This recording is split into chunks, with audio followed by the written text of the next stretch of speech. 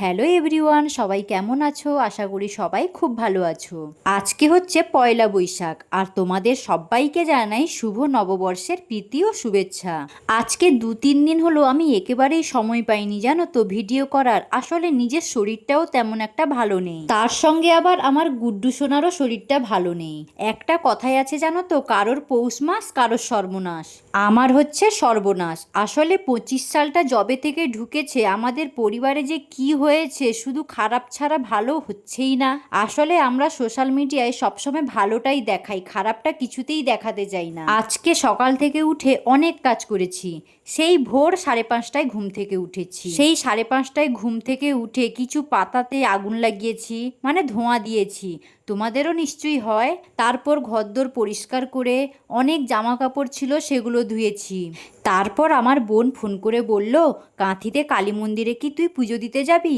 আমি বললাম না না বাবা, আজকে প্রচুর ভিড় হবে, যাস না।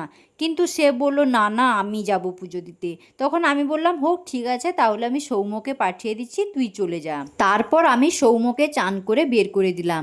সৌম্য চলে যাওয়ার পর আমি বাড়িতে নিজে পুজো দিলাম। তারপর জানো তো আরেকটা মজার ঘটনা ঘটেছে। সেই নীলষষ্ঠীর আগে থেকে আমাদের বাড়িতে নিরামিষ হয়েই যাচ্ছে। মাংস আনার কোনো প্ল্যানই ছিল না, কিন্তু 11:30টার দিকে মনে হলো না আজকে মাংস না খেলেই হচ্ছে না। তারপরে আর কি 11:30টার সময় মাংস আনতে যাই, আর বাবার বাড়িতে সেখানে গিয়ে বিরিয়ানি রান্না করেছিলাম। আসলে অনেকটা বেলা হয়ে গেছিল তো, তাই আর ভিডিও করার মুডে কেউ ছিলাম না, তাই তোমাদের রান্না করার রেসিপি আমি আর দিতে পারলাম না। তারপর দুপুরবেলা নাক ডেকে ঘুমিয়েছি। কেন বলো তো, 5:30টায় তো ঘুম থেকে উঠেছি। আমি তো কোনোদিন 5:30টায় ঘুম থেকে উঠি না, সব সময় তো 7:30টায় ঘুম থেকে উঠি। তো সেই 2 ঘন্টার ঘুম যাবে কোথায়? তারপর বিকেলবেলা, না না বিকেলবেলা নয়, সন্ধ্যাবেলা আমি সৌম্য গুড্ডু সবাই বাড়িতে চলে আসি। তারপর বাড়িতে আসার সময় দেখলাম হাঁড়িতে কিছুটা বিরিয়ানি ছিল।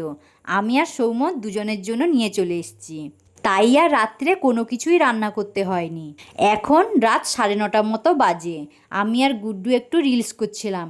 তারপরে গুড্ডুর ঘুম এসে যায়, তাকে দোলনাতে ঘুম পাড়িয়ে দিয়েছিলাম। এখন আমরা খাওয়া দাওয়া করে নিয়েছি, এখন ঘুমোবো।